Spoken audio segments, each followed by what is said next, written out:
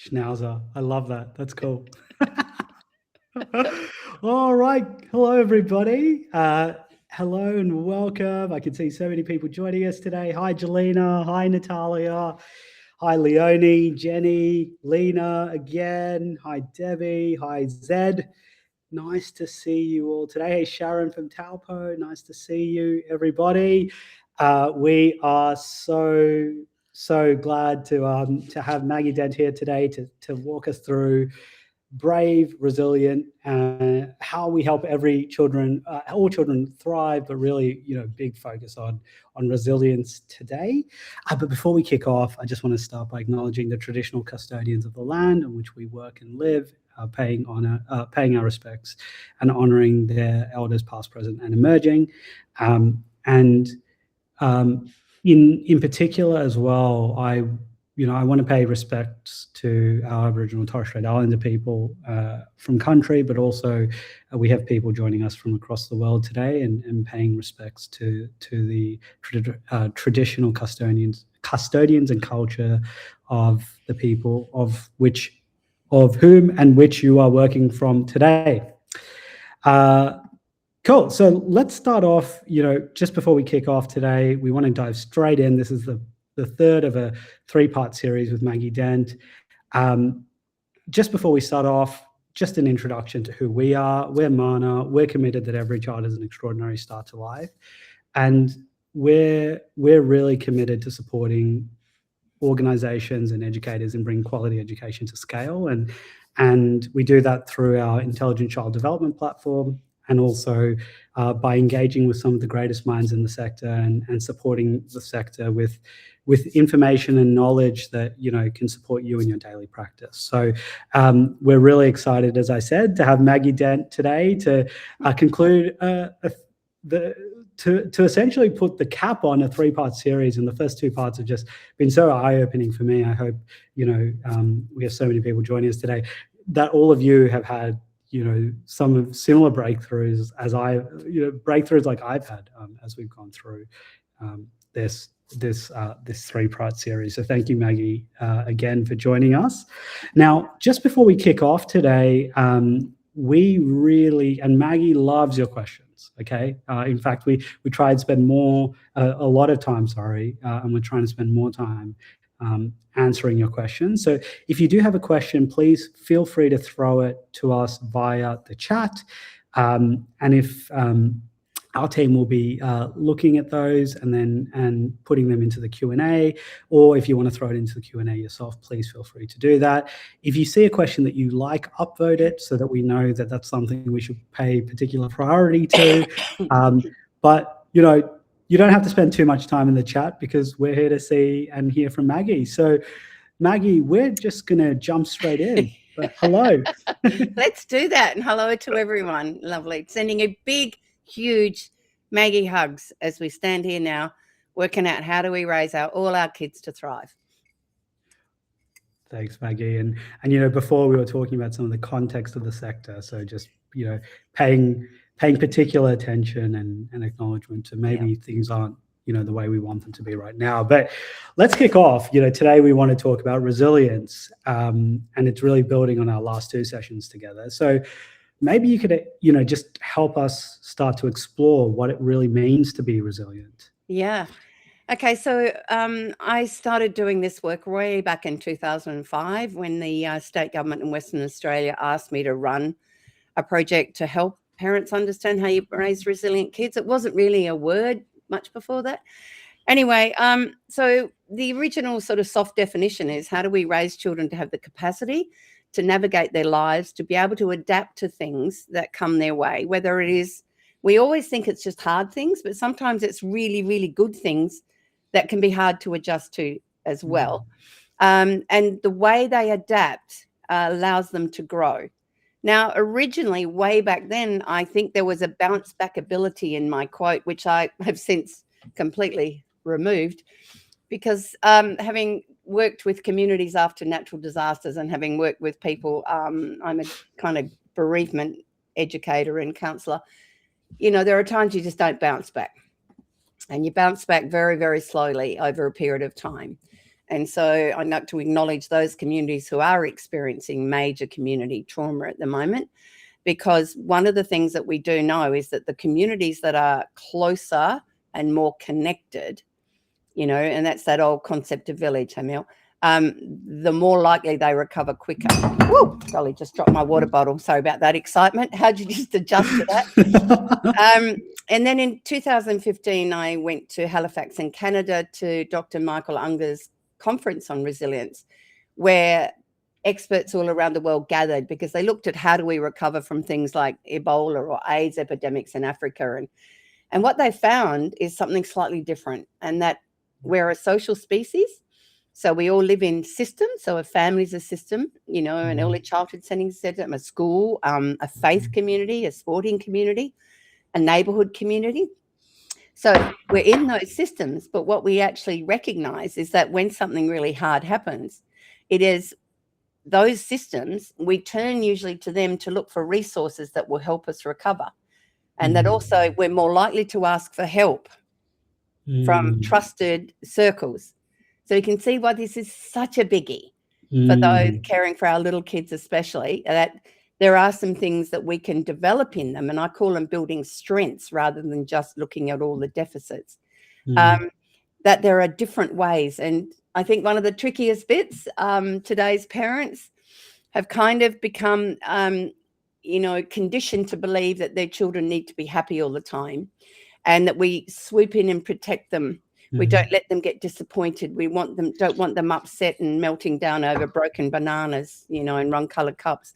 Where in actual fact, those little moments build their competence around disappointment and frustration tolerance. And so it's exactly what you will have in every centre, is that we need to not scoop in and rescue them from those.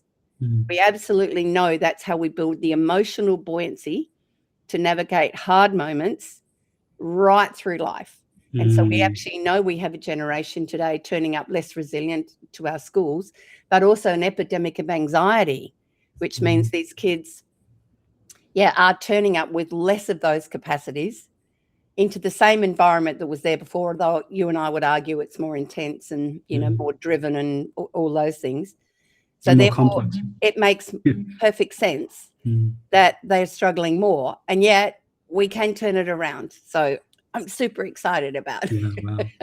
Well, maybe let's start with the context. And, resilience is becoming more and more of a conversation. Yep. And I think, we believe that, our little ones in this generation are probably less resilient than they were in previous generations.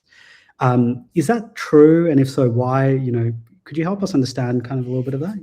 Yeah. Well, it is also that fact that many parents are wanting to make sure they maintain that secure attachment with their children. So if they'd come from the previous generations where they didn't even know about it, and parenting had quite behaviorist-driven kind of punishments, shouting, shaming, naughty corners, all those sorts of things, which what we actually know is that it can, damage that key one important relationship, which we now know is the buffer for the rest of life. But what it's done is made it more difficult for those parents to hold boundaries and to allow those moments. So that's the first one. And the second one, which we've already explored, is our kids aren't playing enough.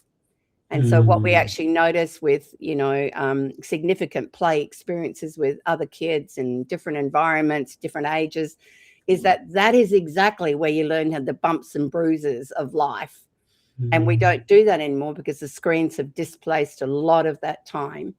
So you put that on top of it. Plus, today's parents are way more time poor and pressured than they were back in the 80s and 90s. And it's partly the digital world, but partly that work comes home. It doesn't stay at work. So we've got more stressed parents trying to keep kids happy without necessarily taking them outside and doing what Mother Nature always intended them to do. And that means we've got a combination of factors all playing into the one thing. So, and I think that's we're going to touch in a moment on temperament, because you don't know what your child turns up with. And that can also impact how they navigate different experiences, as Mm. any educator will tell you, Yeah. when there's a fight over the wooden truck. It's so interesting because, like, I think that, you're describing what researchers call the VUCA context, the volatile, uncertain, complex, and ambiguous. And it's research terminology that describes this current Yeah. context, like, this period of being a human, and Yeah. and what that context starts to impose on families. It's also interesting you're talking about, like, social dynamics and social context. And my parents, for example, came from in Sri Lanka. We were growing up with, in a very community-oriented context. But my wife, who's Filipino, is much more nuclear, and Yeah. it Yeah. feels very strange to exist in that context, given that I grew up with 20 or 30 people around me all the time. Yeah. And And so I grew up in on a farm, in a farming community, and so as kids, we witnessed the really hardest and most challenging things all the time, whether it was bushfires, dead lambs, frost that ruined crops, storms, droughts, and we were all immersed in it. Yeah. Like, we weren't put aside. And rather than make us more nervous and anxious, it actually makes you braver.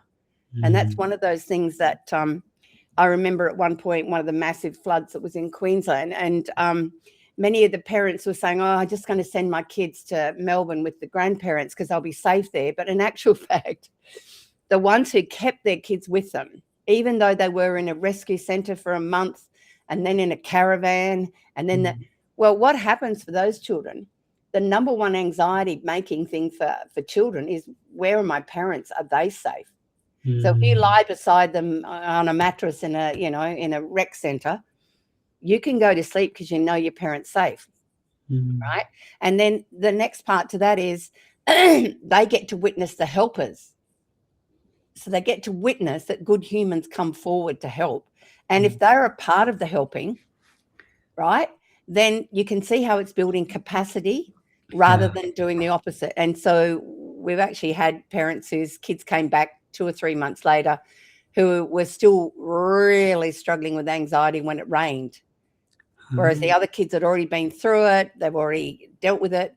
So again, it's a little bit like we sometimes, oh my gosh, so one of my dogs has got out. One of the messages about death and dying, I want to protect them from death and dying so that they don't.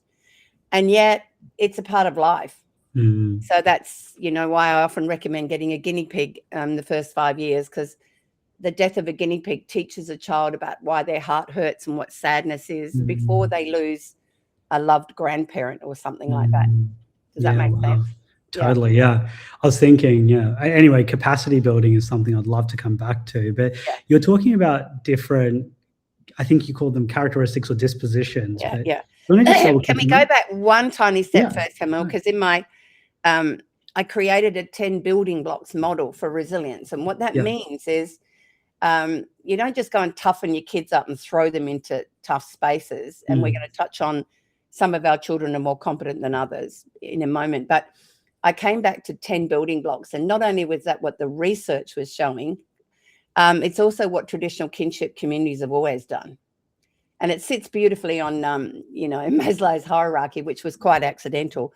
And so it was very much a parent could look, and anyone can go to my website. There's a free big picture that you can download. And the simple ones are, we try and get as healthy a pregnancy as possible, don't we? We try and aim for good nutrition, not perfect. And then that safe, nurturing tribe, that's the secure attachment one. And then plenty of play. And then we go to what life skills are we building? And this is that one again. Many of our parents are doing too much for today's kids, seriously. And then the meaningful involvement with other positive adults. Now, that is the role of early childhood educators, teachers, extended family, which is what you kind of already said. Oh, there you are. You're a legend. And then it's about boundaries. Our kids need to know within each family, where are the boundaries and what do we do to maintain them? Because boundaries don't just keep our kids safe. They build a moral code of understanding how the world works. And then on top of that, we try and reduce stress as much as we can. And then self-mastery, and this is a really biggie, is when kids do things for themselves and develop self-efficacy, they become more confident and competent. So dressing themselves and all those sorts of things that can be annoying as heck, because they actually shift something inside kids and make them more resilient. And then the top one is nurture the spirit of children, which is the joy and the wonder and the awe. So we can target different things. So if you've got a really sensitive child, you'll be building life skills. You'll be building self-mastery. Whereas for the rooster child who's super confident, you won't need to build those. So that's just a quick run through, but it's about building strengths, not just looking at how do I fix deficits, which is a common approach today. Yeah. And, I think it would be so tempting, for example, I know with Xavier, it's so tempting to help him with the sock in the morning because it'll take 30 minutes. But, him having to go through the meltdown and the et cetera, and then supporting him through that and showing him that it's capable. It's amazing. Okay, cool. Perfect. Understood. Cool. So now shall we go to those different dispositions? And do you call them dispositions, by the way? Predispositions possibly, because okay, the first thing is we need to recognize that every child that lands is just a one-offer, right? And they've already come with things that we don't necessarily know. And I think that's the one, we talked before about the overarching themes of, the NQF and EYLF, and the first one's belonging. Well, for a child to feel they belong and feel safe, they need to be seen for who they are, right? It's that being part, isn't it? And, once again, you can't read their temperament easily especially, you'll know by 2 if you've got a rooster. That's a definite thing. But also you don't know, is there a layer of introversion in that child? Is there a layer of sensitivity around other things? So our job is that it's a kind of guessing game. And that's why it's important to have an understanding that when they turn up, not only do they have those things, sometimes there's epigenetics. Have they got some things they've brought from before, which is, of course, why we have to understand, generational trauma and things that we may not have experienced and may not understand. And then underneath that, sometimes birth order impacts, but that's been diffused a lot. We don't know about children. So we've got to understand a child's disability. If they've brought that in with them. Sometimes our kids are born with strong physicality. You'll know that because they'll wear you all out. And so our job is to kind of work out who have we got. So the rooster and lamb continuum, which is something that obviously the farmer's daughter and me worked out, and I had a couple in my house, so it's pretty good to know that's a rooster. Oh, just like a rooster, they're loud and annoying and look at me and I'm the most important thing. Often they can be quite argumentative as soon as they get words. Often would like more power, so they've got a heightened sense of their own importance. They actually believe, which even as 2-year-olds, as they're developing that hunger for autonomy, wow, the meltdowns and the moments will be even bigger than the more sensitive child that just isn't as, oh, yeah, I'd like it, but yeah, I'm okay with that as well. Impatience, and sometimes they can learn really fast and be fiercely brave, which is frightening because they're the ones who'll climb the tall fence, right? They want to get up the tree and we're often not the ones ready for it. So they're at one end, Himal, and then the other end are our lambs. But what's really important is we don't want any of our kids stuck at either end. So the predisposition of the rooster needs some nurturing and cultivation to build empathy and understanding and thoughtfulness. Whereas in the lamb, if we don't build assertiveness and courage in them, then they can end up being a victim. So it's in the middle is the kind of preferred space. So do you have any questions about roosters? Well, let me actually go to the group to see if we have any questions about roosters. None yet. Yeah. But, okay, so obviously this is a continuum. So tell me, so in terms of like how we start to, it's probably not valuable when we're thinking about a child to say they're definitely a rooster or they're definitely a lamb. It's more about how do we understand characteristics of both. Yes, Is that that's exact. Tendencies. And even every now and then you'll have someone contact me in the membership group that says, is it possible to be both? I'm like, yeah. We actually want them to access both. And sometimes they flip. Sometimes we'll have a child who's in that toddler assertiveness window of autonomy, annoying, who's just giving you the whoops. And then suddenly they mellow out when they go off, or they're only a rooster at home and they're a lovely, well-behaved child in early childhood and school. Because they kind of bring the big feelings home and then give it to you double barrel. But it is a really interesting. You will know if you have a rooster or a group with a large number of rooster kind of kids, you are exhausted. You just like can't, rest time. What's that? The high energy vibe, and that's girls and boys. It's not just boys. And we don't want to break that spirit. However, they do need lots of that coaching around how do you think someone else might feel. And I know it's hard to share, but we really have to kind of wait if someone else has got the toy you want. We got to do a lot more of that. By the way, my mum's on the call, and she said that's how I was. That's fantastic. That is so gorgeous. Thanks, Mum. Thanks. And then, and so I have 2 roosters and 2 lambs, and I felt sorry for the lamb that was stuck between the 2 roosters because he's almost invisible. And when the 3rd one arrived, he was determined to be able to hurry up and outdo the older one. So his developmental trajectory was way faster. He was determined to be able to ride that bike as fast as he could because he wanted to outdo his brother. So it can work as a motivation in some situations. But all right, so let's go to the other end, because we can misread lambs a little. Yes, they are a lot more sensitive and often more likely to struggle with separation distress, more likely to be slow to warm, harder to necessarily mix with other kids. It's not necessarily a pathological thing. And that's the key to look at it. It's this, they've turned up with that sensitivity. And also sometimes people think I have to toughen them up by giving them some. No, you don't. So what we've noticed is when we honor that sensitive soul, whether they hold on to your leg, whatever, or they've attached to one educator, we honor that and value that because that's where they're at. Remember, belonging and relationships is relational safety. So they're safer with that, same as the rooster's safer up the tree. I mean, yeah.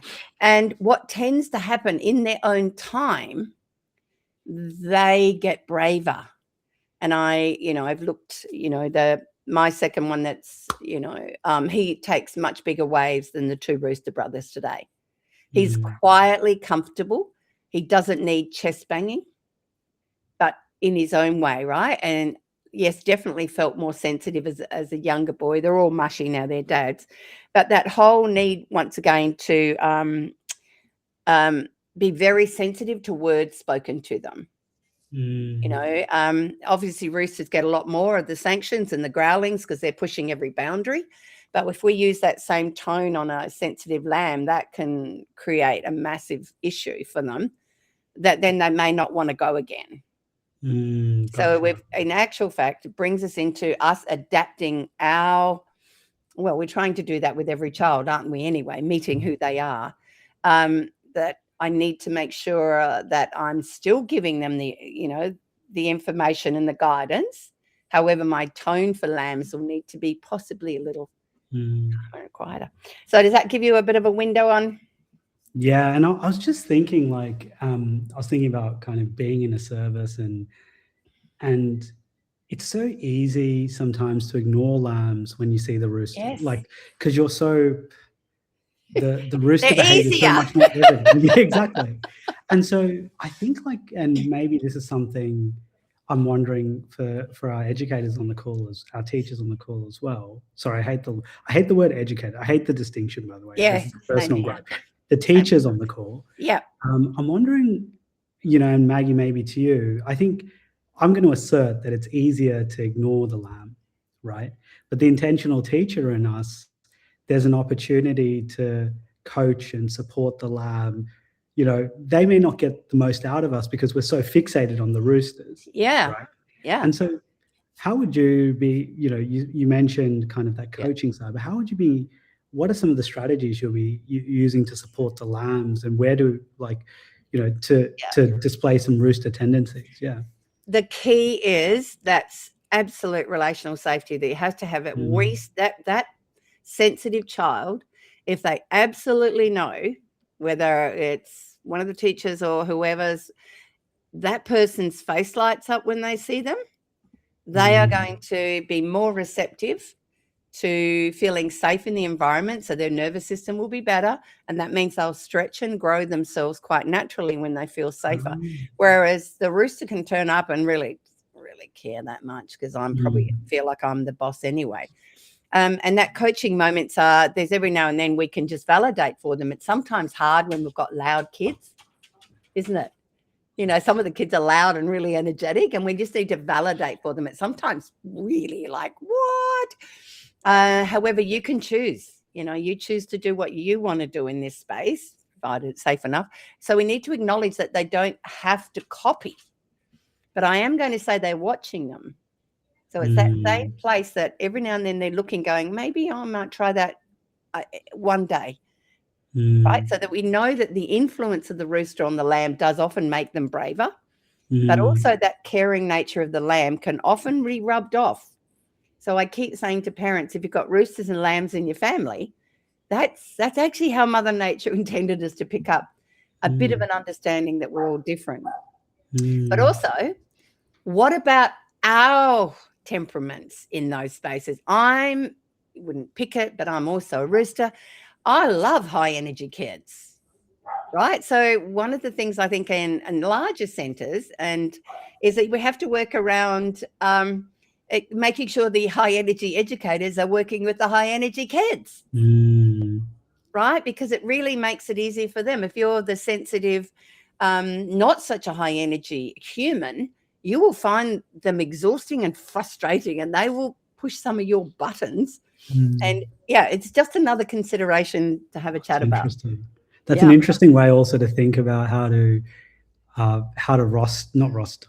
I hate that word again, but like how to get the most out of that environment, because it is such a social context. Now, maybe we can go a little bit deeper, and this is a place that I have no clue about. So tell me about these flowers and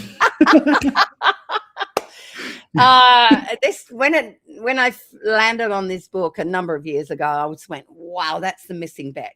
Okay, so William Boyce wrote a book about dandelions and orchids, and it was based on his own life experience. He basically had a very fragile sister who struggled with life, and he was this so dandelions grow everywhere. They grow anywhere. You don't have to water them, and orchids are really hard to grow. So the key message that he unravels really is dandelions tend to adjust to almost everything. Pretty easy, cruisy. You can have a rooster that can still struggle with feeling anxious in strange places. If that rooster was a dandelion, you wouldn't notice it. They adjust to things, different staff, different changes in where the family lives. They just cruise on through. The orchids, on the other hand, are really hard to grow and super sensitive. So we've now got a different version of sensitivity, particularly around things like jealousy, do I matter, embarrassment, and sometimes they can develop a hunger for perfectionism that makes up for my sensitivity. So what can really go on then is they will, that you might not see it visibly, but they can be struggling with it internally. Orchids will tend to keep in, roosters ending outwards. So then we actually put the two layers together, Himal, and that's where things get really interesting. And when I wrote a piece once about, in my counselling work, I started to identify the rooster orchid child. So they're really fired up when things aren't fair in their eyes. They're fired up and really jealous, and they are the ones who get really, really cross if they feel embarrassed. And so that's a different dynamic. Yeah, so they're really got big feelings. And of course, in the girlhood book where I talk about the rooster orchid girls, whoa, because emotional intensity is often higher. They can ruminate on it for days and they can turn it into a mindset. So again, it's a really big thing for us to help us understand, why is this kid looks like they're really confident? Why are they having such a big meltdown about this? Or it may be that awkward tendency underneath it. So it's another fascinating thing. All right. So maybe to help me kind of like, so it seems like it's like you could be, you either have rooster. Yeah, it's a quadrant, right? So, okay, gotcha. And so can you help us maybe understand some distinguishing features of like, because like for me, I'm trying to understand, okay, I could be a rooster, right? Yeah. I understand the rooster orchid because I probably think I'm one of those. But the rooster dandelion, like how would that express? Like what are we seeing typically? Oh, you'll know those kids. They're just incredibly adaptable in your space. They actually were out there helping staff put things out. They're the ones who look after kids who aren't feeling flash. Like they're just really adaptable in that space. Oi, shush, that's my dog. She's not happy. She's not allowed in. It's actually not my dog. It's my son's dog. And you will just know it. It's the kid you never need to, when you're writing reports, you can't find enough nice things to say about these kids. They've got a maturity often behind, the old souls that we often talk about. You can have a conversation with that, rooster dandelion you just cannot believe their understanding of what's happening with a maturity and a sensibility, because it's a really interesting space. But one of the challenges in that window is that they can be over relied upon and sort of step up and do co-parenting and then lose their childhood. So I've met some of these kids who've actually cared for a parent who's disabled or extremely sick, like for years. Yeah, that's fantastic. Fortunately, they're able to, but they've lost their own childhood of being a child who's able to just be whimsical and imaginative and free and not so damn responsible. Many of them have quite a heightened sense of responsibility. So, so that's another. And I think one other thing, given that we've done the boys and girls bit, is the sensitive boys are often pressured to toughen up because of that notion of the man box that we've talked about already, where, you can't be like that. You'll be a sissy. So that's still influencing our, that social norms and things. So we have to be really mindful that, that sensitive boy in his own time will find his own strength. He doesn't have to be pushed down that sensitivity in order for them to be acceptable as a boy. So that orchid and that lamb part of that, we've really got to be mindful that we're not speaking to them, as I've already said before, more harshly or expecting more of them, because in their own time, in their own way, some of our greatest artists are, boys in that way. And I think we're all grieving Sam Neill's that left our world. But if you listen to his life story, he was a boy that moved from New Zealand across the ditch with a stutter at about 7 or something, ended up in boarding school. And so adjusting to fit to an environment, and he ends up being a spectacular actor, right? So what may look to be problematic, he's the perfect example of a resilient human who's learned to use what his the ups and downs to transform into a career pathway that suited him. He wasn't going to be a brain surgeon. Interesting. So what is the overlay of resilience on, like we start to understand where, because I think it's a cool heuristic. It's a cool way for us to, I was just trying to, like, as you're speaking, categorize people I know. People Okay, you'll tend to find that your roosters will learn a lot from natural consequences. Right. They'll break things themselves. So allow them to take risks. Absolutely. And it's that they're not open to adult advice because they feel they know better anyway. And so, the scrapes and owies and ouchies are beautiful moments for roosters. Whereas your lambs, once again, they never, ever want to push those bounds. We need to care for them as well, but you would probably need to make sure you have a bit more of a chat about what choice they made. But it's really a really significant thing. We often overprotect the lambs. where No, they kind of you need. just sit with me while your brother goes and does crazy stuff. No, Where that's they not almost okay. need to be coached and Yes. encouraged to take risks. And it's those Gotcha. little steps of bravery Mm. that we've already talked before about building little steps of bravery, because quietly in their own way, they're capable of becoming very brave. And that one, my second one, he, if the oldest had got it, the roosters had got a certificate at school, we heard all about it, right? But I often would find a certificate at the bottom of the lamb's bag 3 weeks later, because he didn't need to show off. Got it? Yeah, He was comfortable. That was good. I'm happy about that. Forgot to tell you about it. So you can see, and then, in that space, remember, we're looking through predispositions that we're hoping we get to in those orchid children, help them to learn ways that can accommodate how they navigate those challenging moments, which your roost is more like a bull at a gate.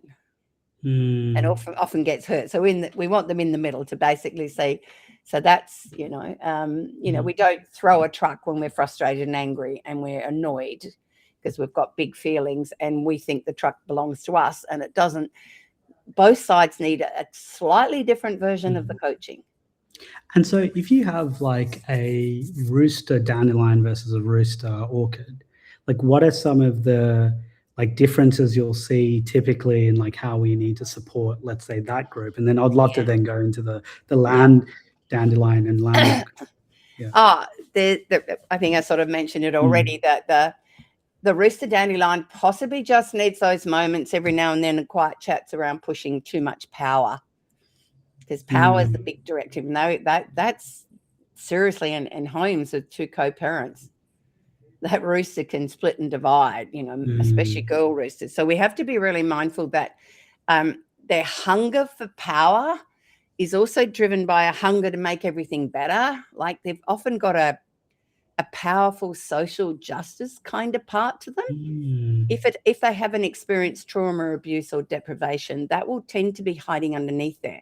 So some of the biggest world leaders and innovators and inventors would have a rooster predisposition when they were little.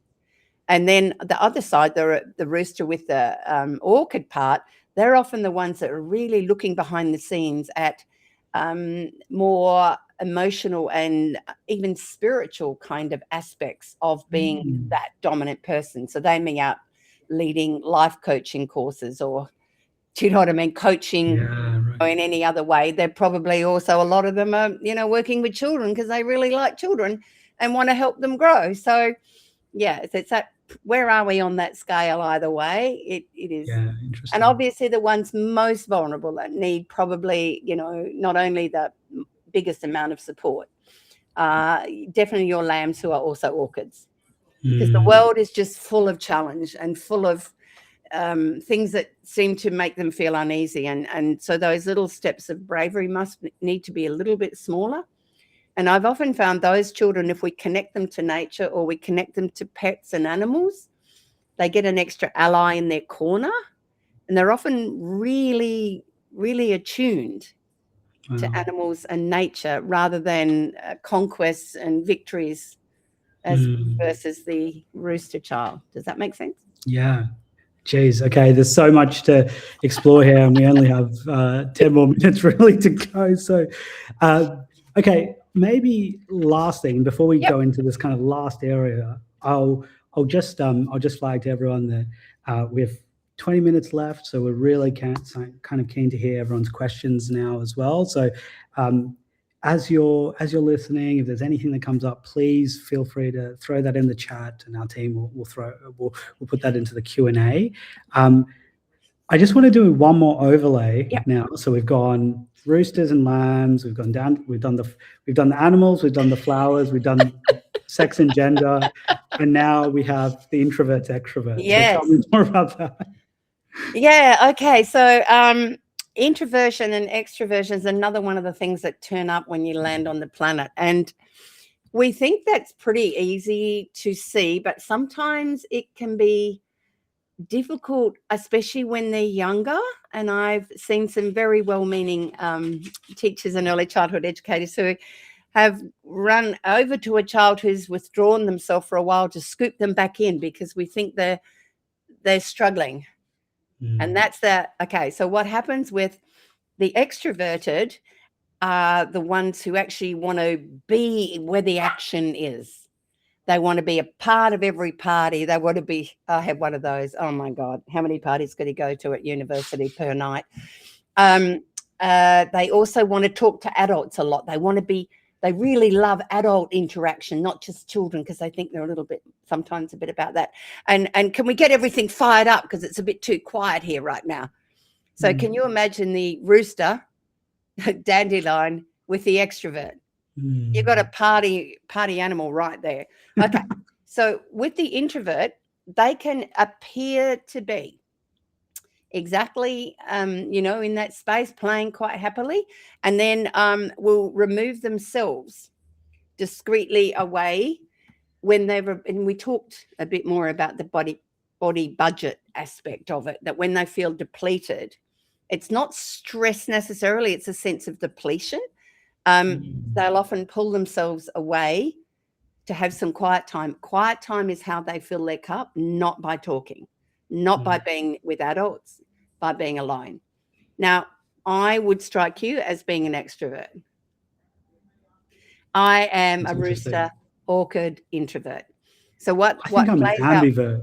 I know, right? Yeah. My son argues when I said I could teach all day with great enthusiasm, but I'd need a 2-hour nap if I could before I had children. Yeah. Because there's nothing left. And even now, if I'm I have retired from conferences, but if I go to a conference, I can nail it all day and be right there because there's a really strong rooster part of me as well. And my mature orchid knows about connection and reassuring and being available for people. But that introvert, at the end of that, I can't do dinner. Yeah, gotcha. And after a seminar, my husband, it took him a while to recognize, don't talk to me. Right? We might be driving, something, don't talk to me. I can't answer any questions. And if I'm on a plane and I've been really, whatever it was I've done was really involving my, rooster energy, and they come past on the Qantas plane and says, what do you want? He says, she'll have the chicken and some fizzy water, please, because I can't choose. I'm in complete cognitive depletion as an introvert. So I think that can also play out as we work out who the heck are we? Because how we are, the better we understand ourselves, the better we're able to interact no matter what we're doing, whether it's in our homes, in our workspaces, with our families. And that's, And so the other part to introversion for me is I don't like phone calls. No, I don't like them. And also, so I've had to work out where my energy depletion points happen too. So if I'm working from home at 2:00, that's it. I'm a lark. I'm up by 5:30, 6:00. My brain's brilliant until about, you're lucky this is a good time. And then my team knows you don't ask me any questions after that. So I've had to navigate all of these little things. And then that's not putting over the top of it, your neurotype. So if we put that over the top, that changes everything yet again. And that's why I think we do not respect early childhood educators enough, because you are working in this incredibly massive time of growth on all these levels and working out how do I connect and reach every child in my care to the best of my ability and that serves them when all of these things are playing out without you having any idea. Right? How do I help them feel really safe and allow them to stretch and grow in their own time, in their own way? Man, I'm learning so much. I'm just, again, thinking through for myself, like, so is introversion and extroversion really about social battery and like, I think so. Kind of like the depletion or recharge of the social battery? Yeah, but I think the dandelion orchid bit flows into the introversion, extroversion as well as the other. So it's like it's a unique cake mixture, which goes back to what I said before. every single one of us is a unique puzzle, and our job is to work out the puzzle without seeing the picture. And every one of us is completely different, never been here before. We have a newfound respect for early childhood teachers. Oh, like I said, I've always had it, because the ones who there are these fabulous ones I've met who are so attuned. You know, they're the dandelion educator who attunes into whatever is the major need, core needs of each child. Just there's this intuitive whatever, and it's a combination of whatever they've come with. Yeah, and lots of experience. Come on, experience matters. Experience matters, which is why we want all of these great teachers and educators who we have on the call today to stay in the sector and continue to support. Don't leave, despite everything that every excuse that we would have to. We're doing just the greatest work that there is to do. So the foundation of people, I call it people making. It's about helping them be shaped in a way that will serve them, not necessarily serve how I think they need to. And that's the challenge, isn't it? Because that's the challenge. Now, let's go full circle and finish off with, we started with resilience. Why in this day and age does resilience matter? Well, hello. The world is a pretty crappy place right now with an enormous amount of stress. And it is like that. That is, so it's a little bit like a seesaw. So the stressors in our life on one side, the things that nurture and protect us are over here. So those building blocks are where the nurturing and protecting is. So when things flip up, and that can be, a major crisis that can happen in a sector. It can be the next bushfire, the heat that's happening in Europe at the moment, whatever it is, flips us up like this. We've got to ensure that we focus on what nurtures and protects us in order to keep us coping with it. And you remember during, COVID, we were all locked up and everything. It was a key time for us to work out how the hell do you navigate this? We've never been here before, right? And I loved it when people started putting teddy bears in the windows, because it was like a sign of that we're all in this together. Let's just care. Like the symbolism was so powerful.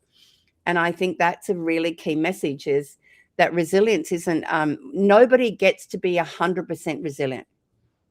I'm incredibly resilient, but if I have had 2 hours sleep and one of my grandkids is sick, I won't have anywhere near the resilience I have. So it's constantly a fluctuating thing, and it's not about hardening us up. It's about us honoring that life can get really hard at times, and that's why we have circles of connection in our systems. But we have to keep honoring help-seeking behavior. There's still a lot of people, there's a lot of women. It took me a long time to recognize that help-seeking is actually a sign of strength, not a sign of weakness. It's a massive part of our education towards boys and men, that you're absolutely, help-seeking behavior is exactly what saves lives. And we do it both ways. It's not just a one-way street. All of those things are about resilience. And how do we get through the tricky times in order to enjoy the pockets that are pure joy and why we love to be alive? Wow. And so help-seeking, what are some other behaviors and characteristics that we would want to impart on our young people as they're growing? The first one is, and this is really deceptive, and that is that one of the recognized protective factors is a sense of humor. So what we actually know, especially fortunately we live in Australia, so it's a pretty given, but what we know, and I've worked extensively in funerals and death and loss, is that the capacity for us to even use black humor or to find something funny actually discharges grief and shock and trauma and all the stuff that gets stuck in our nervous system when we're frightened. And it discharges it, and it helps us to get a little more space in our nervous system to cope. We need to honor crying, screaming. We need to not see these as things that, oh, you're not coping. No, I am coping, and this is how I cope. So for me, working with a lot of teenage boys, especially around multiple losses of friends in car accidents and things where they were really traumatized, I just got them externalizing that pain by running. Run until you drop, and then see how you walk back. And I'd have these boys say, I can go 3 weeks without a big run. great. And then all of a sudden it comes back up. So we need to be able to build what works for each of us when we are struggling with way too much stress, and why that there are times we just need to create what I call pockets of joy. Even in amongst the darkest stuff, let's every now and then step back and bake some pancakes. Let's step back and just, walk the dog. Yeah. Let's just play a game or watch a family movie. So what we find is what we call glimmers or pockets of joy. Yeah. They actually nurture the nervous system, but they also sow the incredible power of hope. We will get through this. And we're going to do it together because there are good people around we can turn to. It's so great because I think what I'm hearing from you as well, and I'm curious to get your thoughts on this, is a lot of people, I think, in our generation and parents as well, look to kind of like exert control over life and power over life by like trying to make happiness part of their routine, right? But I actually think that's, in my personal opinion, it's like the absence of being able to be resilient, right? Which is like, it's actually that idea of trying to control everything in the environment versus being able to adapt. Absolutely. And move with what happens. I think it's an additional level while we're having so many mums burning out. Where burnout is now, it wasn't even a thing in the 80s and 90s, but the additional pressure that is put on them today for a whole lot of reasons means that they're all in cognitive depletion. There's nothing, like I said about me, I can't make a choice. But they get so overloaded, and it's not their fault. It's because the world has driven everything through a phone. There's all these expectations that get fed, through unhelpful Instagram images of people looking like they've got it sorted. The world needs to be, it's a bit like a competition in parenting, and that keeps them awake at night. That means every day they beat themselves up, and we need to change that because that's just feeding the darker side of being a parent instead of finding the joy moments in among all the chaos. Because as I keep saying, no one nails parenting, like it just, none of us. And we just have to, look around some days and go, no, we nailed that, or we were on time yesterday, or, toasted sandwiches are great for dinner and porridge, tonight we're not having broccoli. We need to back off because that's exactly depleting your resilience. It's depleting your protective factors in your life. And you won't have as much to cope when something big does happen. You've always got to keep some slack. Instead of living an Insta life, just being good enough is good or enough. Stretch to the edge. I can do it. I can just put one more thing on there. Yeah. And I really quite happily report I burnt out twice because I thought I was invincible. But that was also driven by a thing most females understand about people pleasing. Yeah, so that was kind of a recovery from a wound of my childhood. I'll take that on. Yeah, of course, I'll be the board director and I'll organise that event and I'll organise that. I was really good at it, but there was nothing left. I was. Yeah, get that. And so interesting how, it's really about how do we support our children in accessing those strategies when they like being attuned to it, and then accessing that as a strategy. Honoring failure, honoring, it's so hard, isn't it? One of my favorite things with my own sons was anything went wrong, and they'd come in and they'd tell me, and I go, oh, gee, that sucks. Just the validation that moment definitely sucked. That is incredibly powerful with anyone going through something major, right? When you turn up and you go, this is just really sucks. Because they need to know, no, it is. Rather than us coming in going, what can I do? No, start with the fact that it sucks. Because then that validation makes us feel like, oh, no, that's why I'm reacting like this. Because no, I haven't got control. I'd love to have it, but I haven't. And really, to be honest, I love the saying that what you need to do to be resilient is control the controllables, not the uncontrollables. The fabulous bit of wisdom. Yeah. Wow. Another one is this too shall pass. Everything passes. Oh, there's a mindfulness saying of "we'll see," if you've ever heard of Yeah. that. Yeah. Yeah. And also life throws you curved balls. It's actually what you do with it next. Yeah. That makes the difference. I mean, heck, look, let's stop rolling up with those. But actually, my coach talks about locus of control as well. Yes. And one of the things I've worked on is understanding I'm not in control of everything. Totally. And yeah, it's so interesting. What can I do? Yeah. What can I genuinely do? Yeah. Yeah. Totally. Interesting. I love it. Did we get any questions? All right, let's see. Just going into here. Okay, so we have a question from Neri to Maggie, and this is a really interesting one because I think we have a bit of a diagnosis culture at the moment. So, curious to know whether rooster and orca girls sometimes misdiagnosed with autism. Oh, no question, Neri, and also ADHD. At the end of the day, because they're louder and more energetic, we often think there's something that's wrong with them because our system is still wanting them to be compliant and to sit more than they're, I can still hardly sit still. And, you're absolutely right. It's, and guess what? It trains girls to just mask. So they get better at copying what the girls are doing who look like they're not getting into trouble. So that's why masking becomes such a big part of the challenges of a neurodivergent girl as she goes through, and why possibly so many women are getting identified or diagnosed later in life because they just learnt, I just will copy what the others do that don't get into as much trouble as I do. So I think that's an interesting nuance, and probably for the educators on this call, like, how do we understand? So there's one part which is like our ability to set boundaries with children, right? But then it feels kind of similar, but then there's this whole realm of behavioral expectations we have of children, right?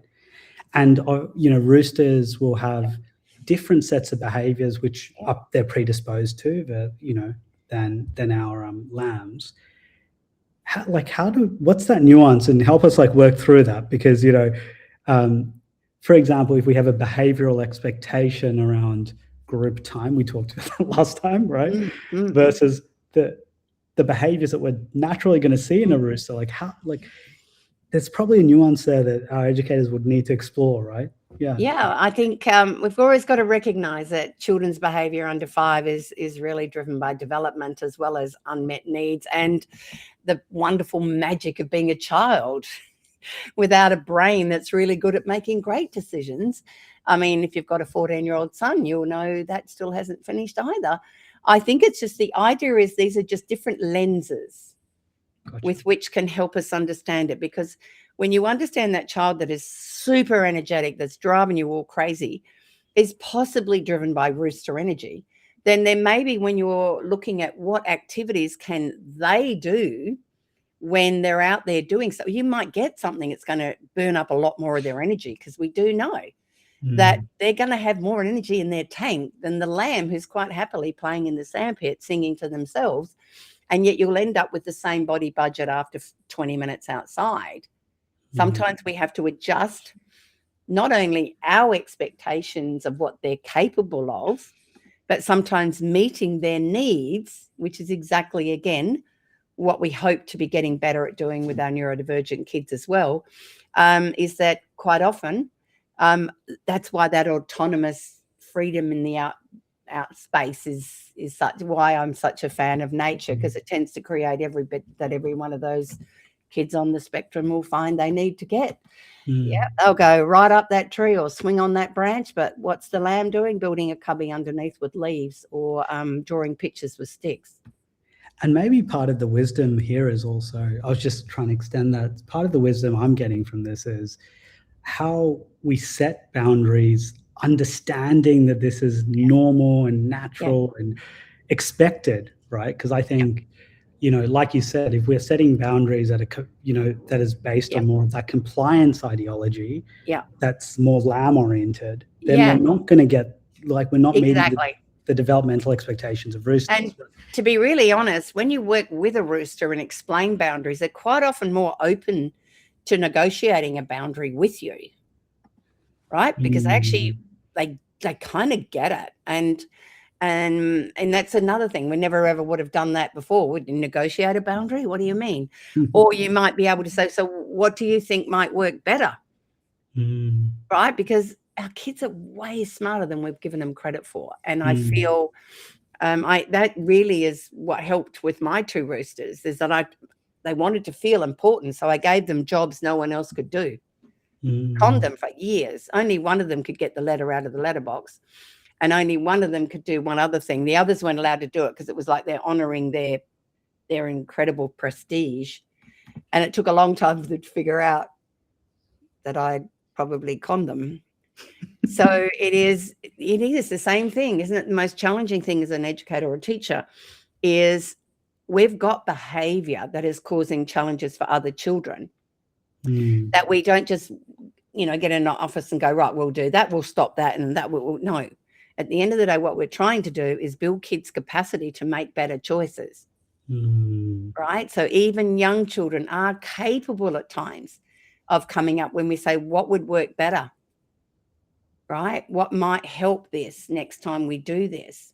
Or what choice might you make next time? Sometimes it's just that, and then playing that out in role play or with toys, and it's amazing how the brain can shift. But you telling them to do it over and over and over again is pretty ineffective to little ones who just want to have their own freedom to do stuff, because it's exactly what that age is about. I think it's interesting as well, because there's a lot of like school readiness culture and these misnomers, I think, right? And I saw you roll your eyes because I agree. Yes.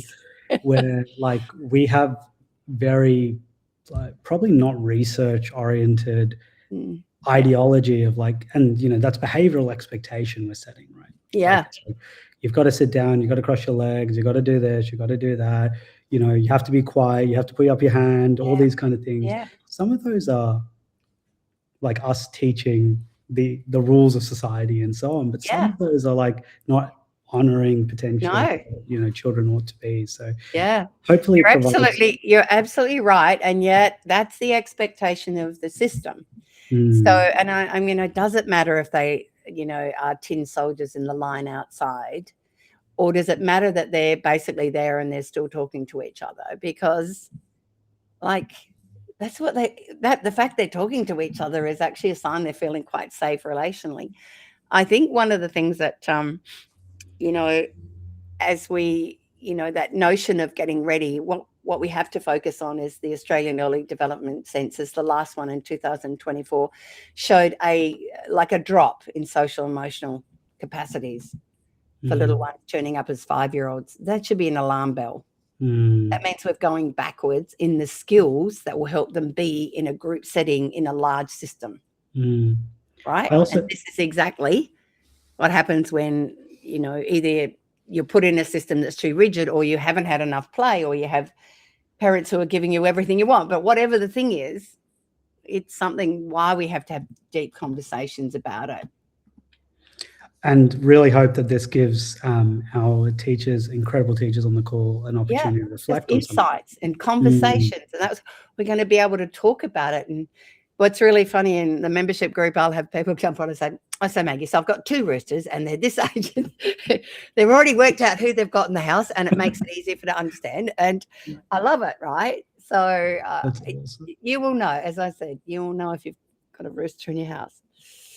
All right. Well, thank you, the incomparable Maggie Dent, for sharing that knowledge with us. And we do have one more question, but before we get into that, just conscious we're a bit over time. So I just want to give everyone access to this incredible offer that you're providing the people who are viewing this call.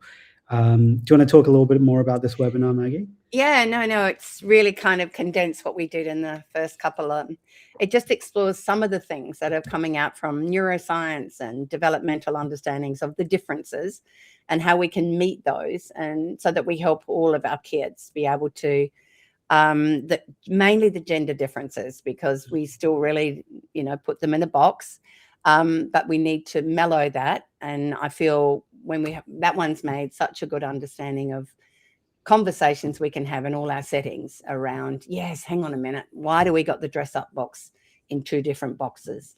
Why aren't they all together? Let's give kids the autonomy and the freedom to explore all sorts of things without us putting a firm gender lens on it. Yeah, gotcha. And thank you so much for giving our community that 20% discount. That's really generous of you. All right. Now, lastly, we just have one more question, which is, can we put this into practice? But I'm going to answer this question. Can we put this into practice with the adults that we work with as well as the children?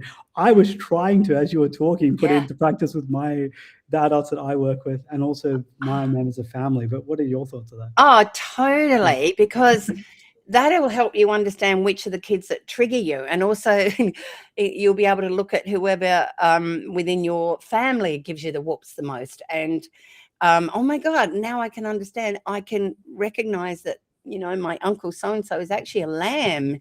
There's not something wrong with him. He's just a quieter guy that likes to sit back and observe, you know, like it will give you a different lens. And the fact that it comes with you, but, you know, when you land, is that little bubble of lovely gold. You do not know what's in there. And as we said before, predispositions don't mean to say they have to stay stuck. And that the way that we're nurtured and cared for and loved and coached and guided shapes the way that you know, that's why it's people making. So helping other kids understand that other kids are different and that diversity is a part of life can also be really helpful, I think. Isn't that so powerful? I know you mentioned this when you were describing yourself. You said you're a mature orchid. Yeah. This idea of, and I think, you know, having that growth mindset, we're teachers, as you said, we're people makers. And I think just because they come in with that predisposition doesn't mean that they're fixed there. You know, it's our job to, like, you know, help them find that middle. You know, that notion as teachers and educators is to make sure we take care of ourselves, that those boundaries that help keep us with enough in our cup to be able to be the carers and the teachers that we need to be. That's about us understanding all of those predispositions we have. Which is why as I've got older, I need to have a complete day in between my seminars to fill my cup. I often just read or listen to music or go walking. Otherwise, I'm too old to be able to do back-to-backs anymore. And I had to recognize that and then respond to that. And it's very much, what am I doing to nurture my unique self? Because I'm also a mixture and you're all a mixture. What are my boundaries? Are they serving me at the moment, or are they draining me at the moment? And sometimes that just means we put our phone down, don't we, and hide the damn thing. I think that's something I'm still discovering, Maggie. So that I took something away from that. Know thyself so that you can know others. Yeah, that's great. Awesome. Well, thank you everyone for joining. This has been just amazing for me personally. I hope you all got value out of today's session. And thank you again, Maggie, for you know, it's taken you a lifetime to develop these ideas, and thank you for sharing your life with us and sharing all of this. And just a reminder how passionate I am about supporting everyone who works with our children, regardless of what age, and just how important you are at holding that beautiful safe space for children to stretch their wings and start to grow, even in all the imperfect ways that they do it. And just know that you are incredibly respected and valued by the people who matter the most. Thank you. Thank you. Thanks, everyone.